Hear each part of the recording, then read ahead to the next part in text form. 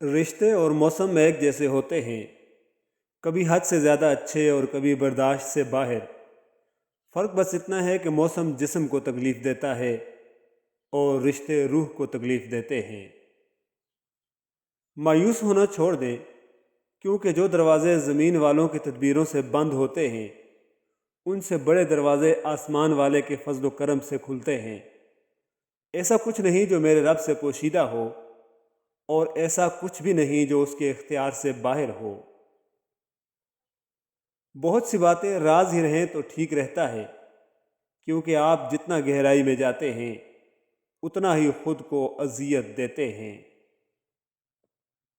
زندگی میں کوئی ایک پل بھی ایسا ہو جب شدت سے اپنے رب کی طرف پلٹنے کا دل چاہے تو سمجھ لینا وہی پل حاصل زیست ہے۔ زندگی کی مصروفیات میں ان کو مت گنوا دینا۔ کبھی کبھی اپنی فکر خود بھی کر لیں، اپنے آپ سے محبت کریں۔ کبھی خود کو بھی پروٹوکول دینا چاہیے۔ کبھی ایک اچھی سی چائے بنائیں اور سب سے خوبصورت کپ میں ڈالیے، اور گھر کے سب سے حسین اور پرسکون گوشے میں بیٹھ کر انجوائے کریں۔ آزمائش شرط ہے، بہت اچھا لگے گا۔ یاد رکھیں، ہمیں ڈھانپ کر وہی رکھتا ہے جس کے لیے ہم قیمتی ہوتے ہیں، پھر وہ ہمارا رب ہو یا پھر کوئی انسان۔ ہم ایک ساتھ سجتے ہیں، ہم ایک تصویر بنائیں گے، تم تھام کے رکھنا میرا ہاتھ، ہم ایک سنگ مسکرائیں گے۔ قبرستان میں ہم دیکھ بھال کر قدم اٹھاتے ہیں تاکہ کسی قبر پر پاؤں نہ پڑ جائے، لیکن زندگی میں نہ جانے کتنے زندہ انسانوں اور ان کے جذبوں کو پاؤں تلے رون دیتے ہیں، اور ہمیں احساس تک نہیں ہوتا۔ اب سے باتوں کو بھول جانے کی عادت ڈال لیں۔ ہر بات یاد رکھ کر اپنے ذہن کو کباڑ خانہ نہ بنائیں۔ زندگی کے کچھ مقامات پر لاپرواہ رہنا سیکھیں، کیونکہ جس طرح ہر بات کہنے کی نہیں ہوتی، ویسے ہی ہر بات سننے والی بھی نہیں ہوتی۔ کسی کو اتنی تکلیف مت دو کہ وہ انسان اپنی تکلیف کا اظہار رو کر کرے۔ اگر اس نے معاملہ اللہ تعالیٰ کی ذات پر چھوڑ دیا تو وہ پھر ایک ایک آنسو کا حساب لے گا، کیونکہ وہ ذات عدل کرنے والی ہے۔ انسان کو جنازوں سے پہلے بھی کندھوں کی ضرورت ہوا کرتی ہے، اور پھر کردار کی آزمائش تو تعلق ختم ہونے کے بعد شروع ہوتی ہے۔ آشنا وہ بھی تھا الفاظ کی تہداری سے، ہم بھی ہر لفظ میں مفہوم نیا رکھتے تھے۔ تم مجھے دنیا چاہے نہ گھمانا، مگر خانہ کعبہ لازمی لے کر جانا۔ کہاں نایاب لکھتا ہوں، کہاں شفاف لکھتا ہوں، میرا وجود مٹی ہے، میں خود کو خاک لکھتا ہوں۔ خسارہ ہے ہر وہ چیز، ہر وہ سہولت، ہر وہ شخص کہ جس کی قیمت آپ کا ذہنی سکون ہو۔ عورت یہ بات برداشت نہیں کر سکتی کہ جس مرد سے محبت کرتی ہے اس مرد کے دل میں کسی اور عورت کی گنجائش ہو۔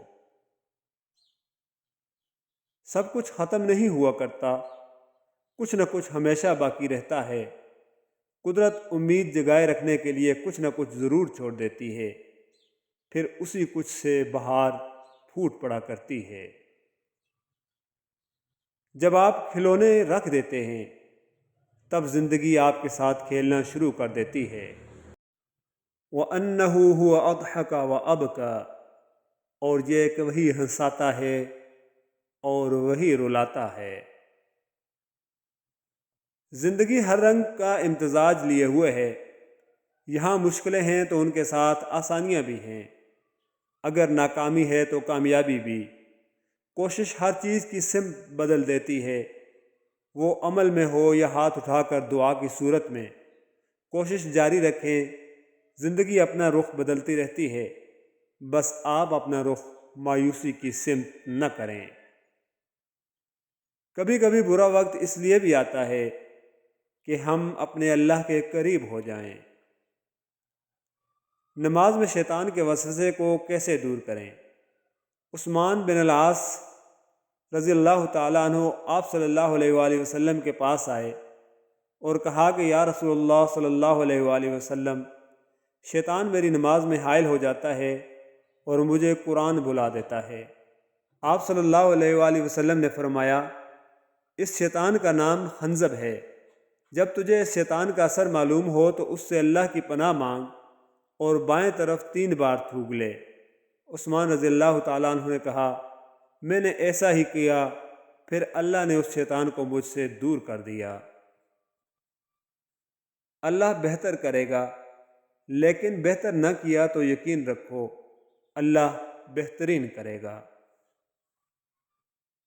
کاش محبت میں بھی انتخابات ہوتے، غضب کی دھاندلی کرتے ہم تجھے پانے کے لیے۔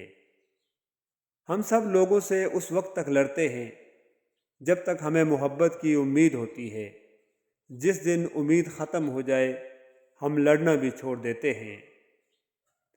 اپنی دھوپ اپنی چھاؤں میں رہتے ہیں، سادہ سے لوگ ہیں گاؤں میں رہتے ہیں۔ بہت ضروری ہے کہ تعلق کی کتاب میں لفظ ایمانداری درج ہو، ورنہ آخری صفحے پر جدائی مقدر بن جاتی ہے۔ قصہ غم حیات ہم سے نہ پوچھو محسن، بس جی رہے ہیں سمجھو کمال کر رہے ہیں۔ تم مجھ سے بہت دور ہو لیکن تم سے زیادہ قریب میرے کوئی نہیں۔ آپس میں بات چیت اور ایک دوسرے کے ساتھ وقت گزارے بنا رشتہ کبھی مضبوط نہیں ہو سکتا۔ ایک دوسرے کی عزت کے بنا محبت کبھی نہیں ہو سکتی۔ ایک دوسرے پر بھروسہ اور اعتماد کے بغیر کبھی بھی رشتہ نہیں چل سکتا، البتہ گھسیٹا ضرور جا سکتا ہے۔ لہجے کی خوبصورتی آپ کے احترام اور قد میں اضافے کا باعث بنتی ہے۔ بدتمیز آدمی ہمیشہ عزت سے محروم رہتا ہے۔ 6 جگہوں پر ہنسنا 25 بار زنا کے برابر ہے۔ نمبر 1 قبرستان میں ہنسنا، نمبر 2 جنازے کے پیچھے ہنسنا، نمبر 3 تلاوت قرآن میں ہنسنا، نمبر 4 علماء کی مجلس میں ہنسنا، نمبر 5 اذان ہوتے وقت، نمبر 6 مسجد میں ہنسنا۔ اپنے گھر کے بزرگوں کو ضرور وقت دیں، کیونکہ انہوں نے آپ کو خوشیاں دینے اور آپ کی ضروریات و خواہشات کو پورے کرنے میں اپنی زندگی لگا دی۔ میں نے ماحول کی آنکھوں کی عبارت پڑھ کر دل کے مفہوم سمجھنے کا ہنر سیکھا ہے۔ میں نے مصنوعی رواداری کی ضربیں کھا کر اپنی ہی ذات کے اندر کا سفر سیکھا ہے۔ سچ تو یہ ہے جنہیں آپ بے وقوف سمجھ رہے ہوتے ہیں، دراصل وہ آپ کی حرکتیں نظر انداز کر رہے ہوتے ہیں۔